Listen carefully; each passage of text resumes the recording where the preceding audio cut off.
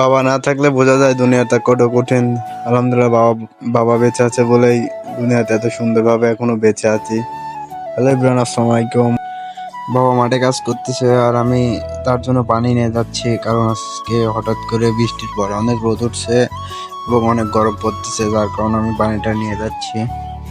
আর এখন যেহেতু গরম পড়লে মাটিটা অনেক গরম থাকে, আর উপরে রোদের তাপমাত্রা বেশি থাকলে অতিরিক্ত গরম হয়। আর তাপমাত্রা যখন বেশি থাকে তখন একটু গরমটা একটু বেশিই লাগে আর কি।